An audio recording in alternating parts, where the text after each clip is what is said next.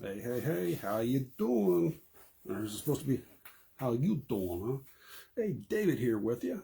We're talking about ways you can do health and wellness your way so it fits into your life and so that way you can do the things you want and get the benefits out of it. And we do it by balancing the triad, which is how I figured out I was working on my health, even though it took me about 15 years to figure it out. Put those three together, huge benefit. But what we've been doing this week, we are on day 4. Yes, it's Thursday, so day 4 of a 10 minutes a day challenge. You're taking some activity and working out for 10 minutes a day, whatever it's going to be. And right here, you're watching the first part of the training, and there is more of it in my Facebook group. Freeze in there. You're going to have link is in the description here.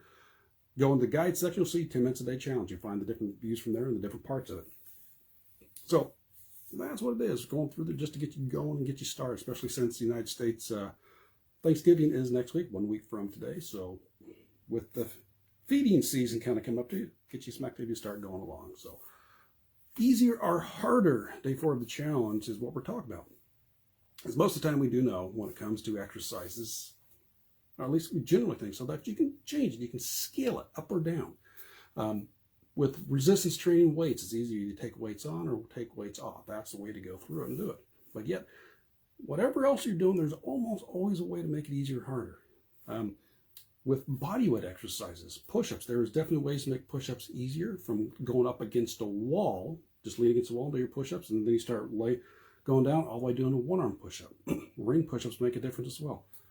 Bodyweight squats, you can go down to a chair versus putting your feet close together versus starting to do a one-legged squat. There's different ways to scale it. And with some of the stuff we're talking about activities, a lot of times we're talking about, so the activities, you can scale this. And a lot of times it's going to depend on what you're going for. Are you training for something in particular, or are you just doing some activity just to get yourself going? So there are ways to scale it. With resistance exercises, as mentioned, that's almost the easy one. But as I've been watching a little bit, I've mentioned a couple of videos about watching the knees over toes guy, Ben Patrick, and learned some stuff from him. There's always ways to scale the exercise to make sure it's easier or harder for you, depending on where your ability's at. So it reminded me about what we're doing here. Now, let's use walking as an example. Walking, one easier. Well, can't get much easier than just plain walking.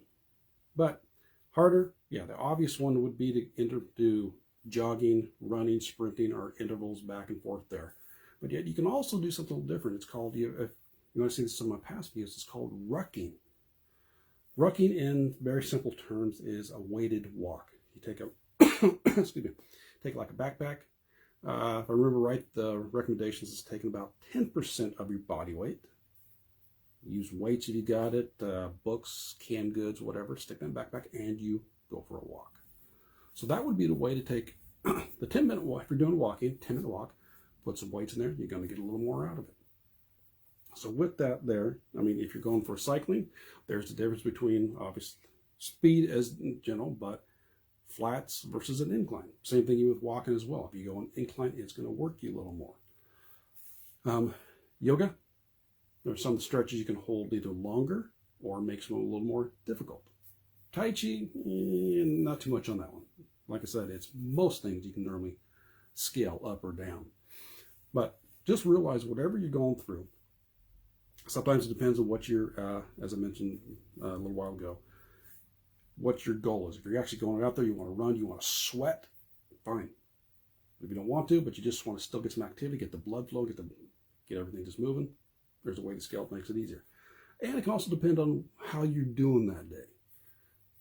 For example, say for whatever reason you woke up and your back's bothered a little bit. You don't necessarily want to go for that ruck walk, so you just take the nice and easy walk. Other times you feel like it, you're not going to get a chance to get the workout in, so you want to push yourself, so you're going to weigh yourself down and go for that walk. And there's also times that maybe mentally you're not going to have the focus to go the real intense and difficult stuff, so you don't. Like I said, the overall thing here is just to get you up and moving. If you read the post. So again, we got the video is part 1 of each of the days, and we got more in the group for the second video. And one of the aspects I mentioned there is by walking, you're getting blood, and just doing in general, you're getting blood flowing, you're moving to the joints, you're getting the blood around, the limbs being moved around, you get yourself through a different range of motion depending on what activity you're doing. But that is just by doing that, spending 10 minutes every day walking, doing some type of movement is going to get huge benefits versus doing absolutely nothing. Because you do not have to go full and intense.